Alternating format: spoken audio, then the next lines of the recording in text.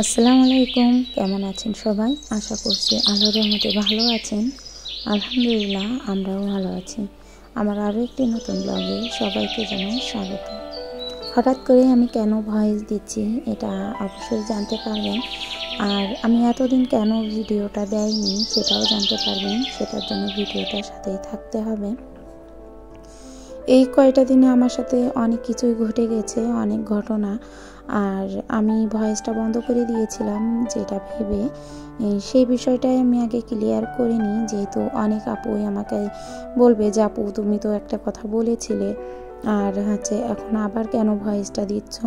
আসলে আমাদের ভিতরে অনেক মতভেদ থাকে অনেক বিষয় নিয়ে, যেগুলো একজনের মতামত এক এক রকমের থাকে। তো সেক্ষেত্রে দেখা যাচ্ছে আমি যেটা শুনে ভয়েসটা বন্ধ করেছিলাম তার বিপরীত আমি আরও আরেকজনের কাছে শুনেছি এই ভয়েস দেওয়ার বিষয়টা। তো উনি বলেছে তোমার ভয়েসটা শুনে যদি কেউ আকর্ষণ হয়, মানে আমার উপস্থাপন হতে হবে একদম একটু কড়া ভাষায় বলা যায় যে আমার কণ্ঠর উপরে যেন কেউ সেইভাবে আকর্ষণ না হয়, আর সেভাবে করে আমার ভয়েসটা দিতে হবে, তাহলে আমি আমার ভিডিওতে আমি ভয়েসটা দিতে পারবো। তো যাই হোক, সেটা আমার পক্ষেও ভালো হলো যে না অতটা আমার চিন্তায় থাকা লাগবে না যে আমার ভয়েসটা কেমন হচ্ছে কি না হচ্ছে সেটা নিয়ে আমার কেয়ার করা লাগবে না। তো আমি যেমনটা পারবো ঠিক তেমনটা ভাবেই ভিডিওটা করব। ইসলামে মেয়েদেরকে স্বাধীনতা দিয়েছে, তবে সেটা পর্দার ভিতরে থেকে করতে হবে। আর যেহেতু আমি চেষ্টা করি আমার ভয়েসটা দেওয়ার কথা পর্দার বুঝেছেন, তো খুব যে এটা করতে পারি সেটা নয়, তবে যতটুকু করতে পারি সেইটুকু মানে চেষ্টা করি আর কি করার। তো যাই হোক, আমার কণ্ঠ নিয়ে একটু ডাউট ছিল, তারপর অনেক দিন তো আপনাদের সাথে ভয়েস দেয়নি, পরে আমি ডিটেলস ক্লিয়ার করলাম যে মানে আমার যে ধারণাগুলো ছিল সেগুলো টোটালি একটা হুজুরের কাছে জিজ্ঞাসা করলাম। তিনি পুরোপুরি ক্লিয়ারভাবে বলেছে আমাকে যে মেয়েরা কণ্ঠ দিতে পারবে, কেননা মেয়েরা তো অনেক জায়গায় চাকরিও করে, পর্দা করে তো চাকরি করা সম্ভব, আর সেহেতু সেখানে অনেক স্টাফের সাথে কথা বলতে পারবে, সেখানে তুমি কেন পারবা না যে ভয়েসটা দিতে। তবে তোমার কণ্ঠ যেন খুব সুমধুর না হয় যে কেউ আমার কণ্ঠের প্রতি একটু অন্যরকম আকর্ষণ হলো, এই ধরনের কোনো কিছু। তো নর্মালভাবে আমি যেভাবে বাসায় কথা বলি সেইভাবে আমাকে কথা বলতে হবে, আর তাছাড়াও যাতে একটু ভারী কণ্ঠে বলতে পারি, মানে খুব চিকন সুরে বলবো সেটা নয়। তো এইভাবে আরও অনেক কিছু শুনছিলাম তার কাছে, বলল যে না তুমি পারবে, তোমার এটা তো কোনো সমস্যা না। তিনি আমার এই ভিডিওটাও দেখে বলছে যে না এটাতে কোনো সমস্যা নেই। তো শুনে যাই হোক ভালো লেগেছিল, আর এগুলোর পরে ভাবছিলাম যে আমি ভিডিওটা তাহলে দিব, কিন্তু মেয়েটার পরীক্ষা চলছিল, সেই কারণে আমি কোনো ভিডিও দিতে পারিনি। দেখুন, সোশ্যাল মিডিয়াতে এসেছি আমি ঠিক আছে, কিন্তু আমার বাচ্চার পড়াশোনাটা আমার কাছে আগে। আমার জন্য আমার বাচ্চার ভবিষ্যৎটা নষ্ট হয়ে যাবে অথবা তার পড়াশোনার ক্ষতি হবে এমন কিছুই আমি চাই না, আর আমার বাচ্চার যাতে কোনো সমস্যা না হয় সেই কারণে আমি এতটা দিন ভিডিওটা দেয়নি। ওর মূলত প্রায় 15 দিন থেকে 15-16 দিন মতো ওর পরীক্ষাটা চলেছে, তার ভিতরে আমি ভিডিওটা দিতেই চাইনি, কেননা আপনারা নিজেরাও জানেন ভিডিওটা করতে গেলে যেমনটা টাইম লাগে, আবার ভয়েস দিতে গেলেও কিন্তু টাইম লাগে। তো সব কিছু মিলিয়ে এমনিতেও শীতের বেলা আর একটু সময়ও কম, তো সেক্ষেত্রে আমি ভিডিওটা স্কিপ করে গেছিলাম যে সমস্যা নাই, আমার যদি ভিডিওটা দাঁড়ানোর থাকে, আমার কন্টেন্ট ভালো থাকলে অবশ্যই আমি কোনো না কোনো একদিন এগিয়ে যেতে পারবো। আর সে কারণে আমি আমার মেয়ের পরীক্ষা এবং আমার ছেলের পরীক্ষা দুইটার দিকে একটু বেশি খেয়াল দিয়েছিলাম, আর এই কারণে আমি ভিডিওটা দিতে পারিনি।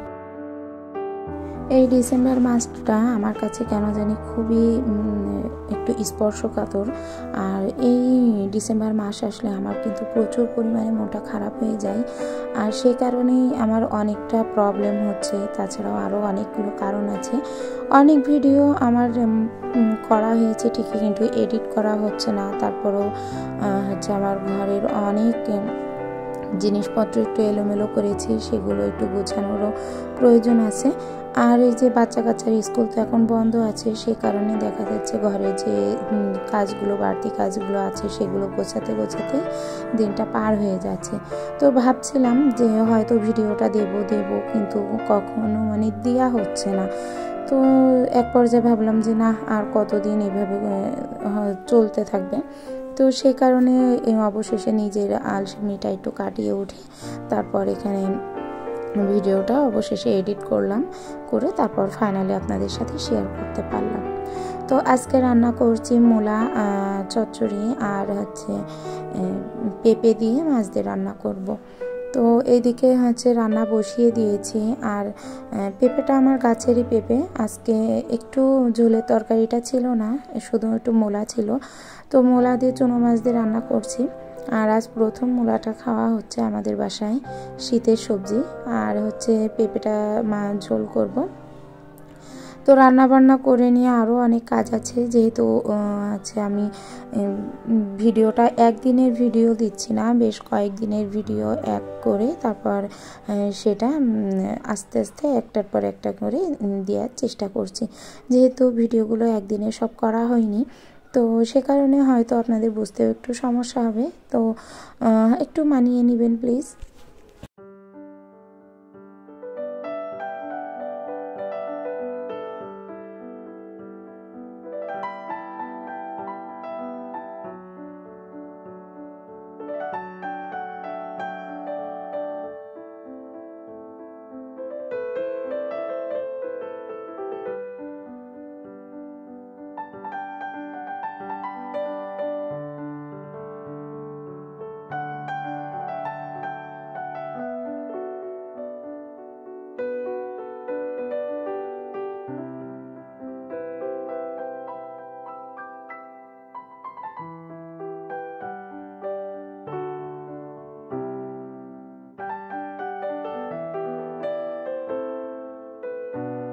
মাসের বাজারগুলো এনেছে বেশ 2-3 দিন হয়ে গেছে, আর এর ভিতরে একটু গুছিয়ে উঠতে পারিনি। মানে এতটা ব্যস্ত হয়ে যাচ্ছি যে একটার পর একটা করতে গেলেও কেন জানি হিমশিম খেয়ে যাচ্ছে। তো ডিমগুলো অবশেষে ধুয়ে গোছাতে পারলাম। আর সারাদিনের এই মাসের বাজার গোছাতে এই একটা কাজই আমার কাছে খুবই বিরক্ত লাগে, সেটা হচ্ছে ডিমটা একদম ধুয়ে গুছিয়ে ফ্রিজে ওঠানো। এখনও অনেক কাজই বাকি রয়েছে। আর যে আদা এনেছিল সারা মাসে, যে আদাটা সেটা আমি টুকরো টুকরো করে কেটে তারপর এইভাবে করে টিফিনে বাটিতে রেখে দিচ্ছি। আর অবশ্যই এটা আমি ছুলে সুন্দর করে ধুয়ে শুকিয়ে নিয়েছি, নিয়ে তারপর এভাবে কেটে টুকরো করে রাখছি, যাতে আমার পরবর্তীতে যখন তখন দরকার পড়লে এক টুকরো নিয়ে আমি এটা বেটে তরকারিতে দিতে পারি। তো সে কারণে আমি কাজটা একটু এগিয়ে রাখার চেষ্টা করছি। অনেক সময় হয় না যে আদাটা হয়তো আছে কিন্তু ছোলার আলসেমিটা হয়ে যায়, যে ছুলতে গেলে একটু বিরক্ত লাগে, যেহেতু এটা তো আর আলুর মতো ছোলা যায় না, আর এটা তেমনভাবে সোজাও না, সে কারণে একটু বিরক্তই লাগে আমার কাছে। তো এই কারণে আমি এই কাজটা দেখলাম যে হাতে একটু সময় আছে, একটু করে নেওয়া যায়। তো এর জন্য আদাটা সুন্দর করে আমি কুচিয়ে এভাবে টিফিন বাটিতে রেখে দিচ্ছি।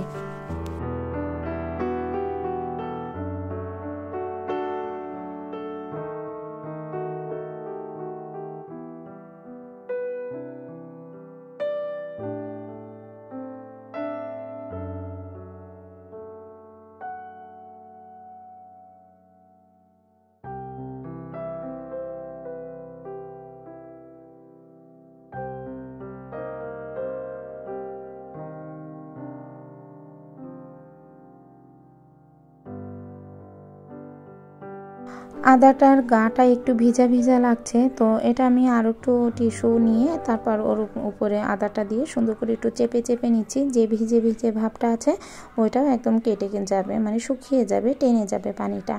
তো তারপর দেখুন এই টিস্যুটায় ভাঁজ করে টিফিন বাটির ভিতরে আমি দিয়ে দিব, দিয়ে তারপর আদাগুলো আবার সাজিয়ে দিলাম, দিয়ে এটা একদম টাইট করে মুখটা রেখে নর্মাল ফ্রিজে রেখে দিব। আর এখানে পুরোপুরিটা ঢুকতে চাচ্ছে না, কিছুটা মনে হচ্ছে একটু অন্যটাই রাখলে হতো। তো তারপর অনেক চাপাচাপি করে দেখলাম না, ঢুকে গেছে। তো এখন আর হচ্ছে সমস্যা হবে না। আর এই টেবিলটা এতদিন আমার রুমে ছিল না, আমার ভাইয়ের ওই পাশে কাজ করা হচ্ছিল, তো সে কারণে আমি এটা এখানে রাখা ছিল না, আজ আবার নিয়ে এসেছি। তো টেবিলের উপরে কাপড়টা একটু দিয়ে দিচ্ছি। আসলে সত্য বলতে আগে কাজে যেমন এনার্জি পেতাম, এখন কিন্তু তেমন একটা এনার্জি পাই না। সবসময় কেন জানি মনে হয় একটু সময় পেলে, সুযোগ পেলে একটু বসে থাকি অথবা একটু শুয়ে থাকি, এমনটাই মনে হয়। আবার মনে হয় যে একটু ফোন দেখি, মানে সবসময় কাজের ভিতরে থাকতে আর মন চায় না। মনে হয় মাঝে মধ্যেও যে আমি নিজেকে একটু সময় দিই, নিজে একটু শুয়ে থাকি অথবা বসে থাকি, এমনই মনে হয়। তো আপনাদের কারোর যদি এমন মনে হয় অবশ্যই কমেন্ট করে জানাবেন। আর আরও একটা জিনিস কমেন্ট করে জানাবেন যে আমার সিদ্ধান্ত নেওয়াটা ভুল হয়েছে নাকি হচ্ছে সঠিক আছে, সেটা অবশ্যই জানাবেন। যদিও বা আমি নিজে থেকে একটা সিদ্ধান্ত নেইনি, আমি আগে শুনেছি হচ্ছে হুজুরের কাছে যে আমার এটা, তো আমি বাদ দিয়ে দিয়েছিলাম। তো উনি বলছেন আপনার তরফ থেকে আপনি যেটা করেছেন সেটা নিঃসন্দেহে ঠিক করেছেন, যেহেতু আপনি আল্লাহর উপর ভরসা রেখেছেন এবং যেটা দেখছেন শুনছেন যে হঠাৎ করে যে আপনার ভয়েসটা দেওয়া যাবে না, এবং আপনি কোনো টাকার লোভ না করে নিজের ভবিষ্যতের কথা চিন্তা না করে আপনি হচ্ছে ভিডিওটা মানে ভয়েসটা দেওয়া বন্ধ করে দিয়েছিলেন। তো সেক্ষেত্রে আপনার সিদ্ধান্তটা ঠিক আছে, তবে আপনি এটা করতে পারবেন। তো যাই হোক, শুনে আমারও ভীষণ ভালো লাগলো। আর আমার ছেলেটা বাসায় নেই, ওর হচ্ছে যেহেতু পরীক্ষা শেষ হয়ে গেছে, ওর দাদা বাড়ি চলে গেছে, তো সে কারণে হচ্ছে ওর রুমটা দেখুন একটু এলোমেলো আছে। আর ওই যে পরীক্ষা চলছিল এই জন্য ওর রুমটা আমি এসে আর গোছাইনি। যেহেতু পরীক্ষা যখন চলে বাচ্চাদের, তখন কিন্তু পড়ার টেবিলটা একটু এলোমেলোই থাকে। আর যেহেতু একটু ছেলে মানুষ, মেয়ে না, তো মেয়েরা সব ক্ষেত্রে একটু গোছালো হয়, ছেলেরা কিন্তু সেই তুলনায় একটু কমই গোছালো হয়। যদি আমি বলি বাবু এটা গোছাও, তাহলে গোছাই, আর যদি ওকে না বলা হয় তাহলে গোছাই না। আর যেহেতু বারবার পড়তে বসা হচ্ছিল, সে কারণে আমি ওকে আর কিছু বলিনি যে গোছাতে হবে কিনা। তো এখানে একবারে আমি ওর যত শিট ছিল, পরীক্ষার কোশ্চেন ছিল, সমস্ত সব কিছু একসাথে করে গুছিয়ে রাখছি। ওর পরবর্তীতে যদি কোনো পেপার কাজে লেগে থাকে তাহলে একসাথে পেয়ে যাবে। আর যদি এগুলো ছাড়ানো চিটানো থাকে তাহলে দেখা যাচ্ছে বাতাসে উড়ে কোনো একটা সাইডে পড়ে গেলে এটা আর খুঁজে পাবে না। তো এখানে বইগুলো সুন্দর করে গুছিয়ে রাখলাম। এবছর তো এই বইগুলো শেষ, আর লাগবে না। আবার যখন নতুন বছরের বই পাবে তখন আবার সেগুলো এনে সাজিয়ে রাখতে হবে। তো বাচ্চা কাচ্চার জন্য আমি সবই পারি, একটা মা একটা বাচ্চার জন্য অবশ্যই সব কিছু পারে। তো আমিও তার কমটি কিছু নাই। আসলে আমি কেন, আমার মতো যারা মা আছে তারা প্রত্যেকে তার বাচ্চাকে খুবই যত্ন সহকারে রাখে। তবে এখন যে ওয়াইটিতে এসে অনেক কিছু দেখছি, আসলে নিজেকে অনেকবার প্রশ্ন করি যে এই ধরনের কি করে হয়। মানে নিজের ওয়াইটিতে এসে দেখা যাচ্ছে ভিউজের জন্য অনেক সময় বাচ্চার কেরিয়ার নষ্ট করে দেওয়া হয়, যে তারা কি করছে কি না করছে সেটা ভাবা চিন্তা না করে নিজের ভিউজের চিন্তা করা হয়। তো যাই হোক, এটা আমার কাছে ভালো লাগে না এবং আমি সেই ধরনের কাজ কখনো করিও না। তো আমার ছেলেটা তো বাসায় নেই, আর ওর বেডশিটটা একটু নোংরা হয়েছিল, ভাবলাম ওটা একটু চেঞ্জ করে দিই। আর আজ বাসায় একটু মেহমানও আসতে চেয়েছিল আমার শ্বশুরবাড়ি থেকে, তো সে কারণে আমি একটু ভাবলাম যে বেডশিটটা একটু চেঞ্জ করি। নতুনটা পাতলাম না, তার কারণ হচ্ছে ওনারা আসতে চেয়েছেন ঠিকই, কিন্তু সঠিক আমি জানি না রওনা দিয়েছে কিনা। যদি রওনা দিয়ে থাকে অবশ্যই আমাকে ফোন করবে, আর সেই অনুযায়ী আমি হয়তো এর উপরে আবার আরেকটা চাদর পেতে দিব। কিন্তু আপাতত এই চাদরটাই আমি পাতলাম। আর আমার এই চাদরটা কিন্তু অনেক বছরের, প্রায় 5 বছরও হবে, কিন্তু এই চাদরটা এখনো দেখতে এত সুন্দর, নতুনের মতো লাগে। কিন্তু কিনেছিলাম মাত্র 500 টাকা দিয়ে, আর 500 টাকা অনুযায়ী চাদরটা আমার কাছে অনেকটাই টেকসই হয়েছে এবং অনেক সুন্দর। মানে আমার খুব পছন্দের এই চাদরটা, একদমই কালার নষ্ট হয়নি। আর আমার হাতে সাদা জিনিসটা একটু ভালোই থাকে, মানে আমি সাদা জিনিস যেমন পছন্দ করি তেমন আমি সাদা জিনিসগুলো রাখতেও পারি। একটু তো দাগ লাগে, সেটা তো কমন, যেহেতু ঘরে বাচ্চা কাচ্চা আছে, আর তাছাড়া অন্য কোনো সমস্যা হয় না।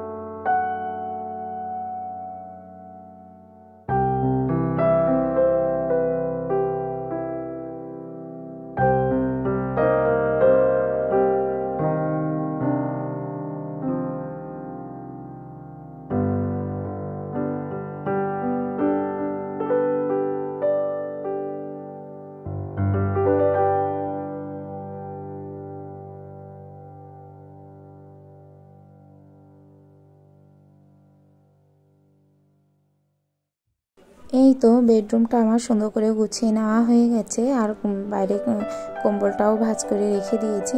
আর এই ঘরের ওয়ারড্রপের ভিতরে কম্বল রাখা সম্ভব নয়, তবে হচ্ছে এই কারণে আমি ওখানে রেখে দিয়েছি। আর বাইরে তো এখন প্রতিদিনই যাওয়া হচ্ছে, বিকালের দিকেই একটু হচ্ছে বাইরে কেনাকাটা করতে যেতে হচ্ছে।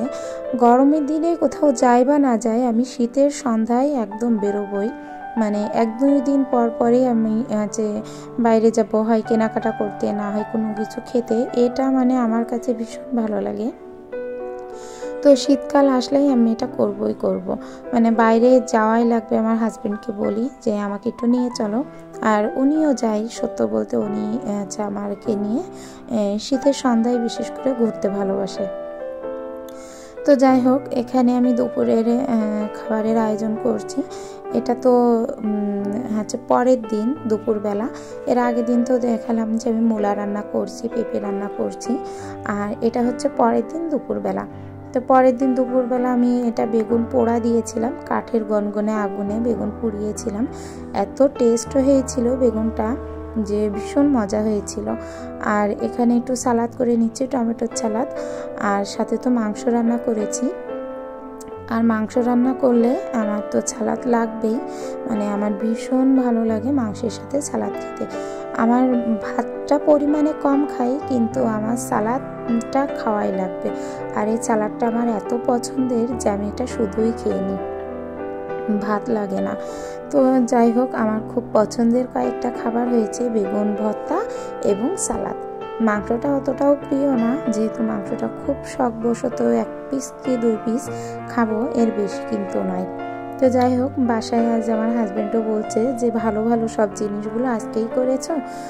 তো আমি বলছি প্রত্যেকটা দিনই তো একটু হচ্ছে ভালো ভালো জিনিসই হচ্ছে, যেহেতু শীতের সময় আর অনেক নানান ধরনের সবজি পাওয়া যায়, সেই কারণে একটু এই শীতের কয়েকটা দিন ভালো মন্দ। ভিডিওটা এখানেই শেষ করছি। ভালো লাগে লাইক, কমেন্ট, শেয়ার করবেন এবং সাবস্ক্রাইব করবেন। আল্লাহ হাফেজ।